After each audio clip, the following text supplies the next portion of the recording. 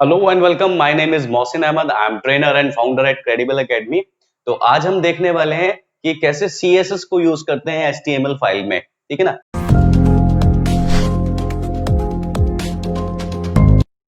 CSS basically क्या होती है? CSS stands for cascading style sheet. तो यहाँ पर हम बेसिकली हमारे पास प्रॉपर्टीज होती हैं। तो सबसे पहले देखते हैं स्टाइल को हम कैसे यूज कर सकते हैं। तो यहाँ पर मेरे पास है स्टाइल। ठीक है ना। तो स्टाइल को हम दो तरीके से यूज कर सकते हैं। Style as a tag and style as a property, यानी एट्रीब्यूट। यानी style as a tag and style as a attribute. अब इन दोनों बातों में देख लेते हैं डिफरेंस क्या है। जब हम style as a tag use करते हैं विच मींस हम इंटरनल स्टाइलिंग कर रहे हैं। ठीक है ना। इंटरनल स्टाइलिंग, अब इसको भी समझ लेते हैं। बेसिकली सीएसएस को अप्लाई करने के लिए हमारे पास 3 ऑप्शंस होते हैं। हम क्या कर सकते हैं? हम इनलाइन स्टाइलिंग कर सकते हैं, इंटरनल स्टाइलिंग और एक्सटर्नल। यानी इनलाइन स्टाइलिंग का मतलब होता है कि हम टैग के अंदर ही स्टाइल करें, इनलाइन स्टाइलिंग। इंटरनल स्टाइलिंग का मतलब होता है कि हम जब स्टाइल टैग लगाते हैं और दोनों टैग के बीच में जब हम कोड करते हैं जो कि हेड टैग के अंदर होता है, उसको हम इंटरनल स्टाइलिंग बोलते हैं। और एक्सटर्नल स्टाइलिंग हम बोलते हैं जब हम एक सीएसएस की डिफरेंट फाइल बनाते हैं। एचटीएमएल की डिफरेंट फाइल होती है, सीएसएस की डिफरेंट फाइल होती है, उसको हम एक्सटर्नल स्टाइलिंग बोलते हैं। ठीक है ना। तो हमने यहां पर बात की है स्टाइल एज अ टैग, जब हम उसको इंटरनल स्टाइलिंग करते हैं। और स्टाइल एज अ प्रॉपर्टी यानी स्टाइल एज अ एट्रीब्यूट जब हम उसको बेसिकली इनलाइन स्टाइलिंग की बात कर रहे हैं। ठीक है ना। तो चलिए दोनों को देख लेते हैं कैसे हम स्टाइल को अप्लाई करेंगे। ठीक है ना। यहां पर देखते हैं हम कैसे इनलाइन स्टाइलिंग यहां पर यूज करते हैं। मैंने यहां पर लिखा है एक टैग विच इज div, और यहां पर मैं एट्रीब्यूट लगाऊंगा स्टाइल इज इक्वल्स टू, और यहां पर मैं div के लिए कुछ लिखूंगा और इनको क्लोज करूंगा। ठीक है ना। ये जो स्टाइल है, डबल क्योट्स के अंदर आप क्या कर सकते हैं? यहां पर अपनी प्रॉपर्टीज एंड उनकी वैल्यूज यहां पर आप पुट कर सकते हैं। For example background colon red and then semicolon. इसको हम बोलते हैं प्रॉपर्टी और इसको हम बोलते हैं वैल्यू। तो यहां पर होता है प्रॉपर्टी के बाद सेमीकोलन और वैल्यू के बाद होता है सेमीकोलन। और यहां पर आप मल्टीपल या वेरियस प्रॉपर्टीज एक पर्टिकुलर टैग के लिए लगा सकते हैं। जैसे आप बैकग्राउंड लगा सकते हैं, विड्थ लगा सकते हैं, हाइट लगा सकते हैं, कलर लगा सकते हैं, कर्सर लगा सकते हैं, एक्स वाई जेड जितनी भी सीएसएस के अंदर प्रॉपर्टीज हैं आप सब एक ही सिंपल टैग के अंदर लगा सकते हैं। ठीक है ना। तो अगर आपको किसी स्पेसिफिक टैग के ऊपर काम करना है और वो काम कभी दोबारा नहीं होना है, किसी दूसरे टैग के लिए नहीं करना है, तो इनलाइन यहाँ पर बेस्ट हो सकता है। बट अगर आपको एक स्टाइल लिखना है और वो वेरियस टैग के लिए हो सकता है, या फिर आप थोड़ा सा डिफरेंशिएट करना चाहते हैं, स्टाइल अलग लिखा हो और HTML अलग रखा हो, जिससे कि आपका जो पेज है वो थोड़ा मैसी ना लगे। वरना तो क्या होगा, आपका स्टाइल का भी कोड वहीं पर लिखा है, आपका HTML कोड भी वहीं पर लिखा है, दोनों मिक्स हो जाएंगे और आपका बेसिकली जो है वर्क करने के लिए फोकस नहीं हो पाएगा। तो आपका स्टाइल अलग लिखा होना चाहिए। उसके लिए बेस्ट ऑप्शन है कि आपको style as a tag use करना है। अब स्टाइल एज अ टैग कैसे यूज करते हैं हम ये भी देख लेते हैं। हम अपना कोड लिखते हैं HTML एड स्टाइल, स्टार्ट करते हैं style, style close and then head close, body start and then body close and then HTML close. Okay. तो यहां पर हमारे टैग्स आते हैं, बॉडी एरिया आएगा और यहां पर हमारा स्टाइल एरिया आएगा। मैं यहां पर लिखता हूं div। ठीक है ना। और कुछ भी मुझे कोड करना है और यहां पर div क्लोज कर देता हूं। अब हमारे पास दो ऑप्शन है। जब भी हम इंटरनल स्टाइलिंग कर रहे होंगे या एक्सटर्नल स्टाइलिंग कर रहे होंगे, तो जिस भी पर्टिकुलर टैग को मुझे स्टाइल प्रोवाइड करना है, तो उसके लिए जो सबसे इंपॉर्टेंट बात होती है वो होता है सेलेक्टर। सीएसएस में अल्टीमेटली क्या होता है, सेलेक्टर होते हैं जिनकी हेल्प से आप स्टाइलिंग प्रोवाइड कर सकते हैं, प्रॉपर्टीज प्रोवाइड कर सकते हैं, किसको, टू द रेलेवेंट टैग्स को, टू द रेलेवेंट एलिमेंट्स को। तो मेरे पास यहाँ पर है div, तो मैं अगर div को यहाँ पर कुछ प्रॉपर्टी प्रोवाइड करने वाला हूं, तो मुझे यहाँ पर इसका सेलेक्टर चाहिए होगा, ठीक है ना।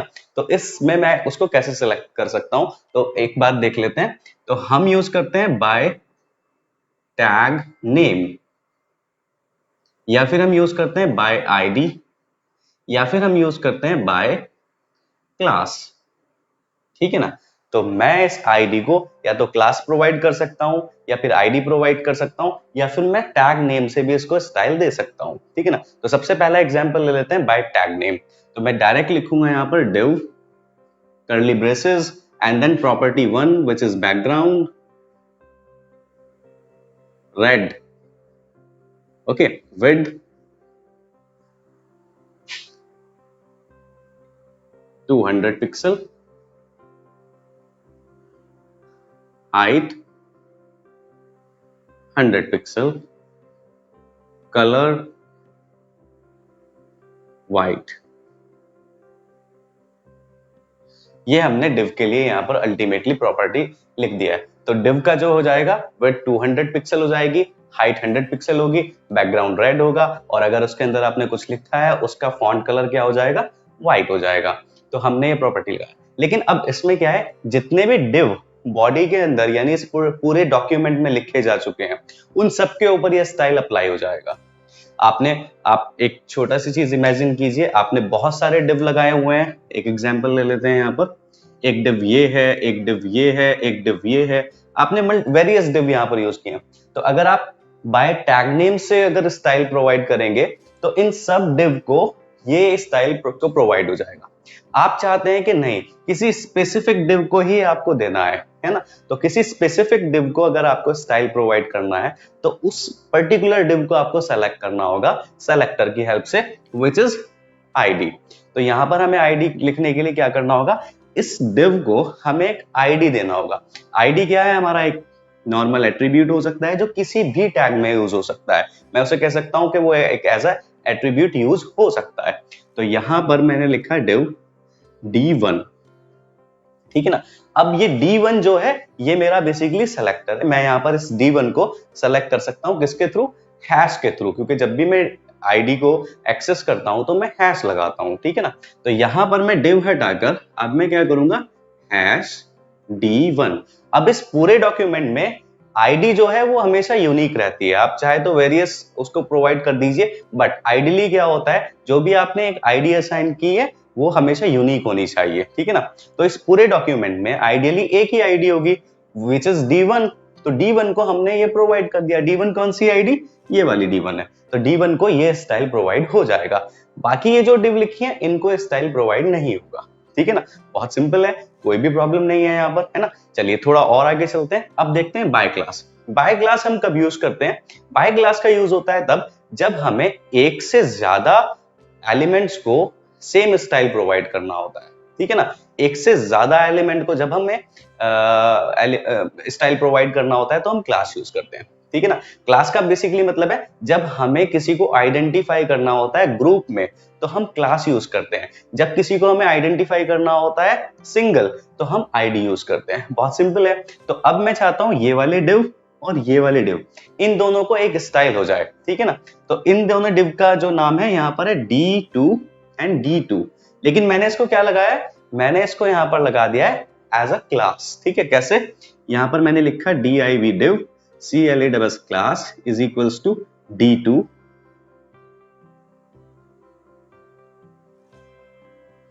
again div class, इसको भी मैंने d2, ठीक है ना। इन दोनों को हमने क्या किया है, d2 यहां पर रखा है। अब मैं d2 क्लास को हम बेसिकली कैसे एक्सेस करते हैं, क्लास को एक्सेस करते हैं हम डॉट लगाकर, डॉट d2। तो ये d2 को जो भी स्टाइल लिखा है इन दोनों को अप्लाई हो जाएगा, ठीक है ना। तो क्लास का मतलब होता ही ये है कि जब आप एक से ज्यादा किसी को स्टाइल प्रोवाइड करना चाहते हैं तो उस केस में हम क्लास यूज करते हैं। जब किसी को सिंगल करना होता है तब हम आईडी यूज करते हैं, ठीक है ना। अगर आपको जितने भी पेज के अंदर, जितने भी डॉक्यूमेंट में पर्टिकुलर टैग हैं, उन सबको एक सेम स्टाइल प्रोवाइड करना है तो अब आप टैग का नेम यूज कर सकते हैं, ठीक है ना। ये थ्री स्टाइल्स हैं, ये थ्री सेलेक्टर्स हैं जिनकी हेल्प से हम बेसिकली स्टाइल प्रोवाइड करते हैं, ठीक है ना। तो चलिए इसका एक प्रैक्टिकल करके देखते हैं और प्रैक्टिकल में समझते हैं कि कैसे अल्टीमेटली ये इनका रिजल्ट आता है। Okay, hello and welcome back. और अब हम देखते हैं प्रैक्टिकल अप्रोच कैसे हम CSS को अप्लाई करते हैं। तो सबसे पहले मैं एक सिंपल फॉर्मेट लिख लेता हूं, HTML।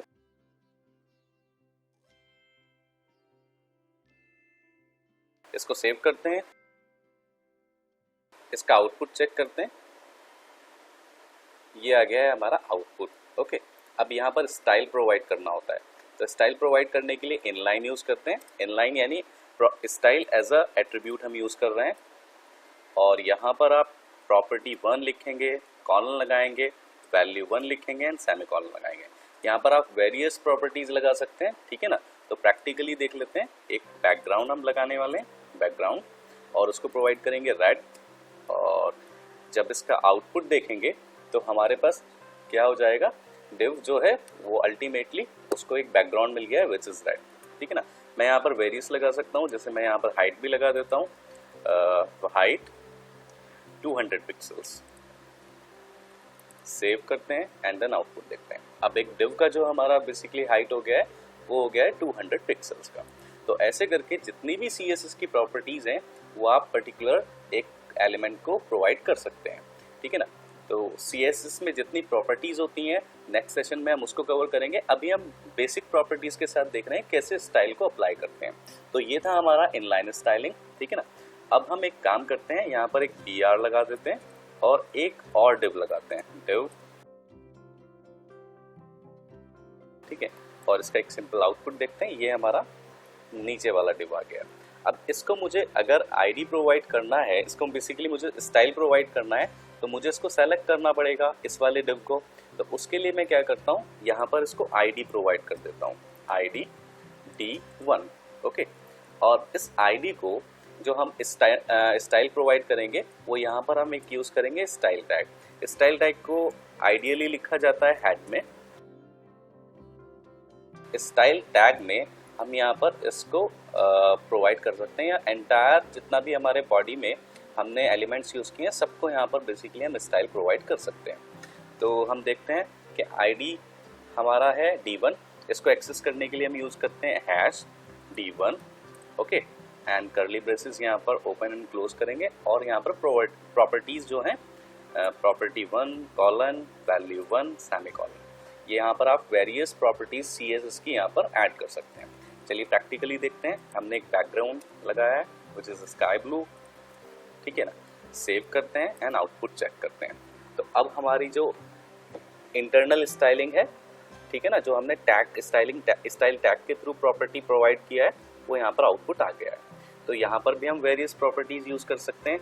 जैसे इसको हाइट अगर मुझे देना है, हाइट,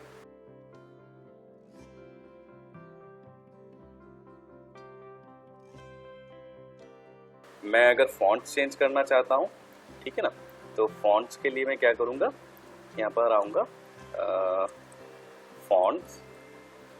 फॉन्ट में 3 प्रॉपर्टीज होती हैं, ठीक है ना। तो फर्स्ट वन होता है वेट, मैं उसको रखूँगा normal, size 24 pixel and family which is Verdana, ठीक है ना। और सेव करते हैं। आप देखेंगे ये चेंज हो गया है, ठीक है ना। ऐसी वेरियस प्रॉपर्टीज जितनी भी है CSS की आप वो यहाँ पर अप्लाई कर सकते हैं। अब ये जो अप्लाई हो रहा है ये एक स्पेसिफिक डिव के लिए हो रहा है जो कि D1 है, जिसको हमने आईडी प्रोवाइड किया है D1, ठीक है ना। नेक्स्ट एग्जांपल देखते हैं कि कैसे हम क्लास को यूज करके हम प्रॉपर्टीज प्रोवाइड करते हैं, ठीक है ना। मैं एक काम करता हूँ, एक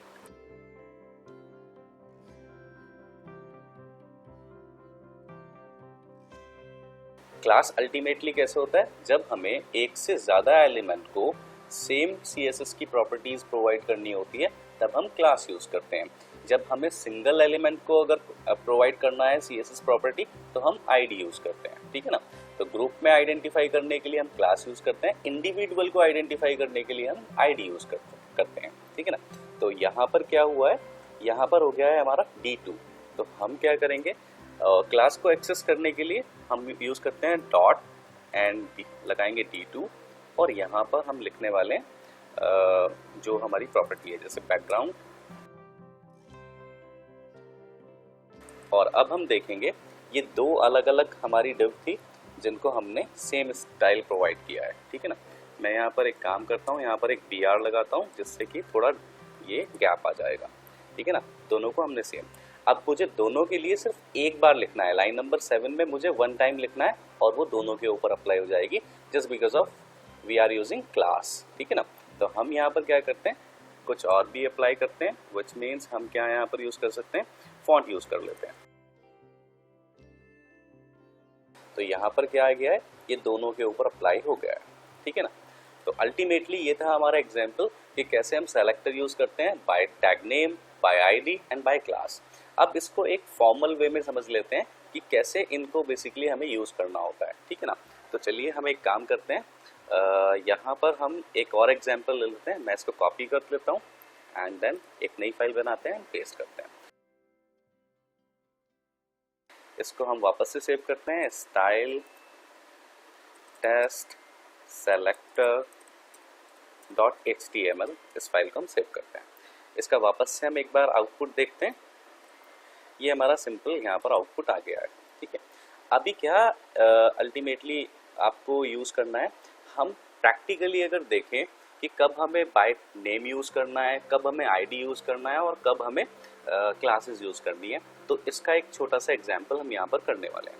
देखिए मेरे पास इस पूरे डॉक्यूमेंट में, पूरा पेज में यहाँ पर एक डिव है, सेकंड डिव है, थर्ड है एंड फोर्थ है, ठीक है ना। कुछ चीज़ें ऐसी होती हैं जो मुझे ये आइडेंटिफाई करना है कि सबके अंदर कॉमन होगी। जितनी भी मैं डिव लगा रहा हूँ मेरे पूरे पेज के अंदर, जब मुझे रिक्वायरमेंट होती है, जितनी भी मैं डिव्स लगाऊंगा या मैं पैराग्राफ लगाऊंगा या फिर मैं हेडिंग लगाऊंगा या XYZ में कोई भी टैग यूज़ करने वाला हूँ, और लेकिन जितनी बार भी मैं उस टैग को यूज़ करूँगा उन सब की एक कॉमन स्टाइलिंग होगी। पहले आप ये आइडेंटिफाई कर लीजिए, ठीक है ना।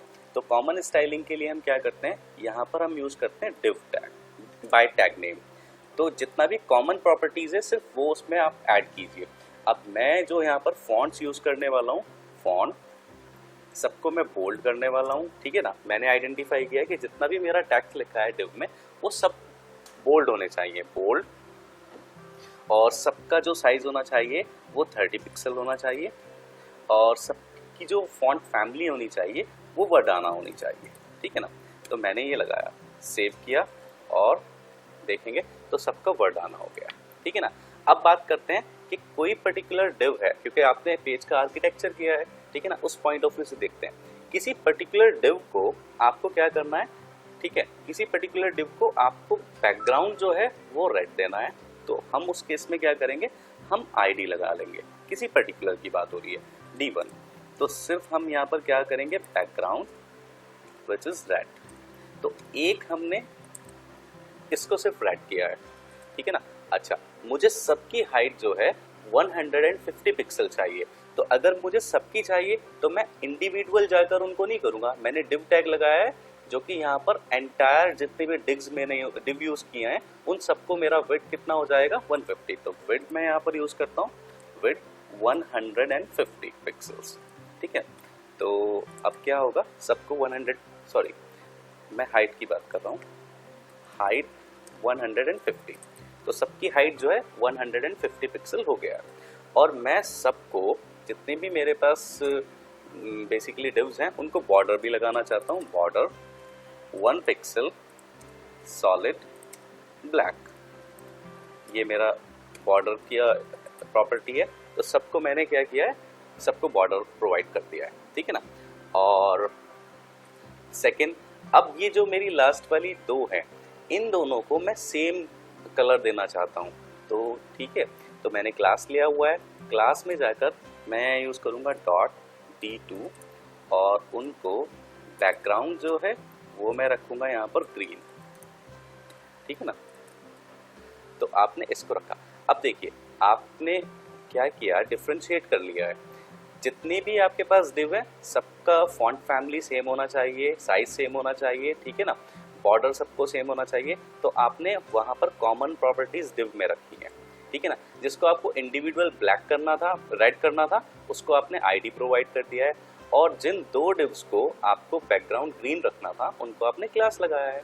तो ऐसे ही यहाँ पर तो हमने सिर्फ div 4 लिए हैं, बहुत सारे जब आप प्रैक्टिकल एग्जाम्पल करेंगे तो आप क्या करेंगे, जब आपका पेज आर्किटेक्चर कर रहे होंगे तो वहाँ पर बहुत सारे रिक्वायरमेंट होती है, जैसे बटन्स आप यूज़ करते हैं, तो जितने भी पेज के अंदर बटन्स होंगे उनकी स्टाइलिंग सेम होगी।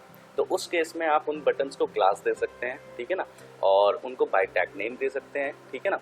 अगर आपके पास बटन्स दो टाइप के हैं तो एक टाइप के बटन्स अलग हैं जिनका कलर ब्लैक, जिनका कलर ग्रीन होना है, और एक बटन है जिनका कलर रेड होना है।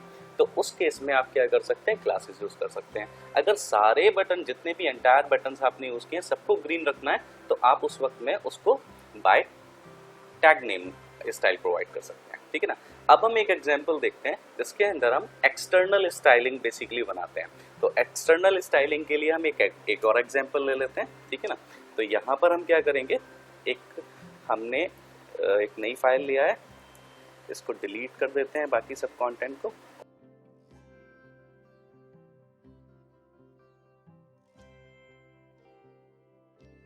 मैंने कुछ आर्किटेक्चर कर लिया अपना पेज, ठीक है ना।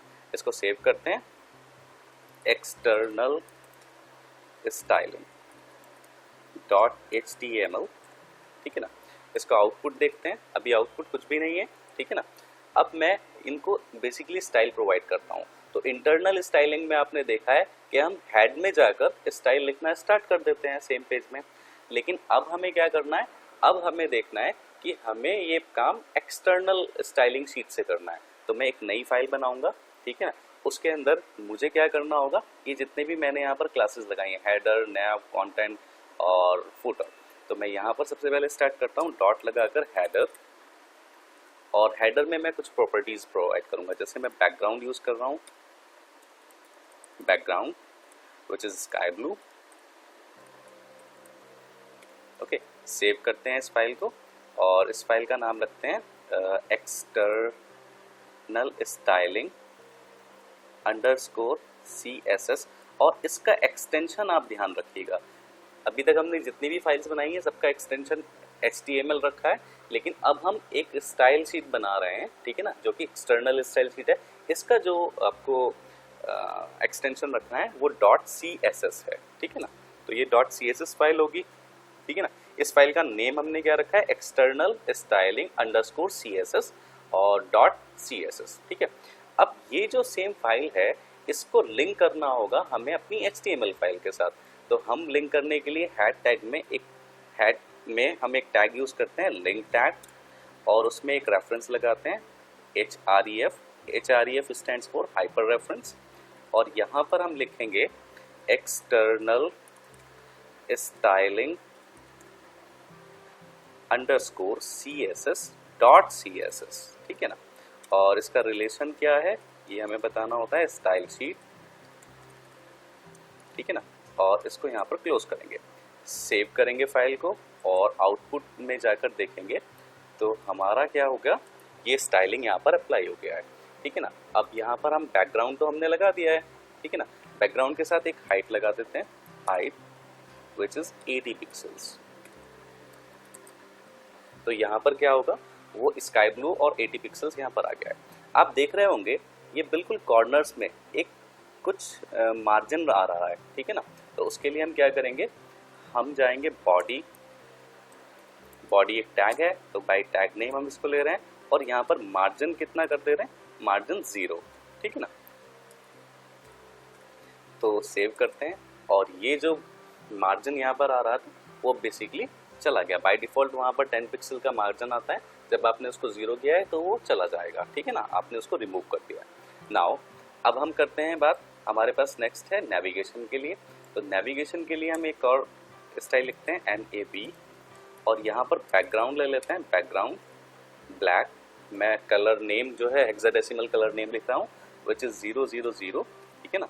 और इसका हाइट मैं यहाँ पर दे देता हूँ, हाइट 40 पिक्सल्स, ठीक है ना। सेव, एंड देन ये मेरे पास जो है मेरा नेविगेशन बार आ गया है। उसके बाद मुझे कंटेंट चाहिए, ठीक है ना, और कंटेंट के लिए मैंने क्या लिखा है, कंटेंट, और उसका बैकग्राउंड मुझे चाहिए ग्रे, और हाइट चाहिए उसका मुझे 600 पिक्सल्स,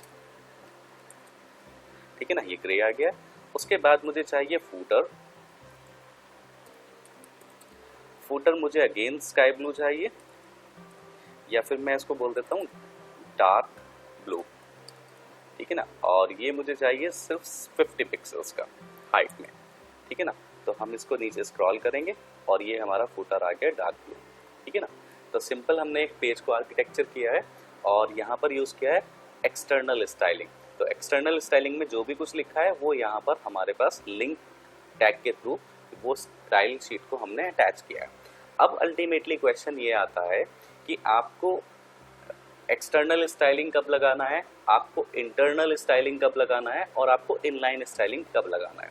तो उसके लिए मैं आपको एक छोटा सा डेमोस्ट्रेशन करके दिखा देता हूँ। फॉर एग्जाम्पल, आपके पास एक HTML पेज है, ठीक है ना, जिसके अंदर आपके पास एक नॉर्मल टैग है। उस टैग में आपको बहुत छोटा सा काम करना है, तो आप क्या कर सकते हैं, उस टैग में एक इनलाइन स्टाइलिंग यूज़ कर सकते हैं, ठीक है ना। यहाँ पर आप इनलाइनिंग स्टाइलिंग यूज़ कर सकते हैं, लेकिन आपके पास क्या है, वेरियस टैग्स अवेलेबल हैं। अगर आप सब टैग्स के अंदर इनलाइन स्टाइलिंग करेंगे तो आपका कोड जो है वो HTML कोड भी वहीं पर होगा सेम जगह, और आपका CSS भी वहीं पर होगा। जैसे कि हमने पहले वाले एग्जाम्पल में देखा है, ये हमने यहाँ पर हमने स्टाइल लिखा है, ठीक है ना। अब आपको छोटा सा एक आइडिया हो गया होगा कि अगर मुझे किसी डिव को एक डिजायर्ड लुक देना है, ठीक है ना, तो मुझे उसमें नंबर ऑफ स्टाइल जो है, नंबर ऑफ प्रॉपर्टीज़ जो हैं वो मुझे यूज़ करना होगा। अब मान लीजिए मुझे बैकग्राउंड भी यूज़ करना है, हाइट भी यूज़ करना है, कर्सर यूज़ करना है, कलर, फॉन्ट, बॉर्डर, बहुत सारी प्रॉपर्टीज़ यूज़ करनी है। तो मेरा यहाँ पर कोड स्टाइलिंग भी यहीं पर हो रही है, कोड भी हो रहा है, तो थोड़ा सा मैसी लुक आपको आ जाएगा। आप क्या करना चाहते हैं, इसको सेग्रीगेट करना चाहते हैं, भाई स्टाइलिंग अलग होनी चाहिए और हमारा HTML कोड अलग होना चाहिए, जिससे कि हम उसके ऊपर अच्छा सा फोकस कर पाएँ और हमारी जो एप्लीकेशन होगी थोड़ी फ्लेक्सिबल होगी। तो उसके लिए हम क्या यूज़ करेंगे, उसके लिए हम इंटरनल स्टाइलिंग यूज़ करेंगे। इंटरनल स्टाइलिंग से क्या फ़ायदा होगा, आपने क्या किया है, ये आपकी CSS है यानी इंटरनल स्टाइलिंग, ये हेड टैग के अंदर आपने इन सबको अप्लाई कर दिया, ठीक है ना। तो यहाँ पर आपका सिर्फ CSS लिखा है इतने पोर्शन के अंदर, और यहाँ पर आपका क्या लिखा हुआ है, यहाँ पर आपका सिर्फ HTML टैग है। आपने सेलेक्टर की हेल्प से इन सबको स्टाइल प्रोवाइड कर दिया है। एक सिंगल पेज के ऊपर आप ऐसा काम कर सकते हैं। अब बात करते हैं हम एक्सटर्नल स्टाइलिंग कब करनी है, ठीक है ना। तो इसको एक बार हटा देते हैं। एक्सटर्नल स्टाइलिंग के लिए हम देखते हैं, जब हम एक रियल वर्ल्ड एप्लीकेशन डेवलप करेंगे, एक पूरी कंप्लीट वेबसाइट डेवलप करेंगे, तो उसमें क्या होता है, हमारे पास एक इंडेक्स पेज होता है, एक अबाउट अस पेज होता है, एक कॉन्टैक्ट अस पेज होता है, एक सर्विसेज पेज होता है, एक गैलरी पेज होता है। यानी कहने का मतलब है कि यहाँ पर वेरियस पेजेस आपके पास अवेलेबल हैं। अब अगर आपकी वेबसाइट है तो आप एक कलर कम्बिनेशन, एक थीम को बेसिकली फॉलो कर रहे हैं, जो कि सब में एक जैसा ही होगा, जिससे कि आपकी वेबसाइट का लुक एंड फील जो है वो लगे कि एक ब्रांडिंग आपने किया हुआ है, ठीक है। ऐसा नहीं होगा कि इसकी स्टाइलिंग आपने अलग की है, ठीक है ना, और ये वाली स्टाइलिंग आपने अलग की है, ये वाली अलग की, ऐसा नहीं होगा। हमेशा जो बेसिक स्टाइलिंग है वो कॉमन रहेगी। तो अब आप सोचिए, हर एक स्टाइल में अगर आप CSS लिखेंगे अलग अलग, ठीक है ना, जो कि बहुत सारी CSS प्रॉपर्टीज़ क्या होंगी, जो कि कॉमन होंगी, ठीक है ना। जैसे यहाँ पर भी आपने हैड टैग लगाकर स्टाइल लगाया है, यहाँ पर भी लगाया है, यहाँ पर भी लगाया है, तो बहुत सारी जो, जैसे मैंने बताया आपको, बटन्स यूज़ कर रहे हैं, डिव्स यूज़ कर रहे हैं, फॉन्ट स्टाइल यूज़ कर रहे हैं, तो सबके अंदर बार बार कॉपी करना पड़ रहा है आपको कोड, ठीक है ना। और फिर उसके बाद क्या होता है, एक और भी मैं आपको एग्जांपल बताता हूँ। मान लीजिए जब आप एक एप्लीकेशन को डेवलप कर लेते हैं, एक फ्रंट एंड बना लेते हैं, उसके बाद आपको लगता है कि किसी पर्टिकुलर जो आपने हेडिंग टैग बनाया है उसका कलर आपको रेड नहीं रख के ब्लू करना है।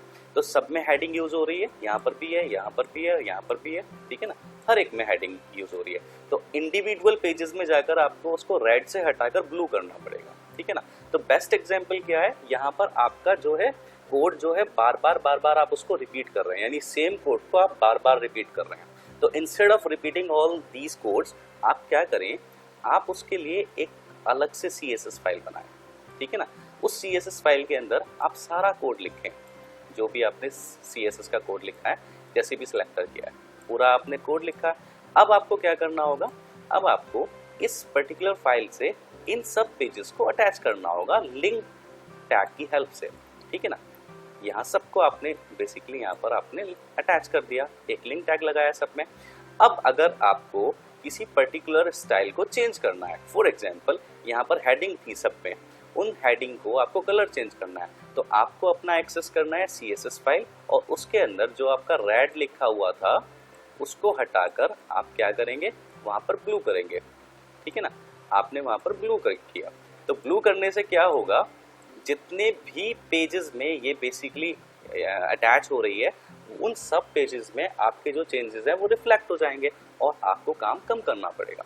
तो रियल एप्लीकेशंस बेसिकली ऐसे ही डेवलप होती है, आपको एक्सटर्नल स्टाइलिंग का यूज़ करना होता है। हाँ, अगर किसी पेज में अगर एक ऐसा पेज बनाते हैं जो थोड़ा थीम से हटकर है, ठीक है ना, उस पेज में आपको लगता है कि ये काम यहाँ पर करके फ़ायदा नहीं है, आप उसके लिए क्या कर सकते हैं, आप उसके लिए उसका एक हेड में जाकर स्टाइल अलग से डिज़ाइन कर सकते हैं। लेकिन एक अच्छा प्रूवन एग्जाम्पल क्या है, आप ऐसा कर सकते हैं। अगर आप सिंगल पेज वेबसाइट बना रहे हैं तब भी आप ये काम करेंगे तो भी अच्छा होगा, क्योंकि एक पेज के अंदर सिर्फ आपका कंटेंट और HTML होगा और CSS वाले पेज में सिर्फ आपकी स्टाइलिंग होगी, ठीक है ना।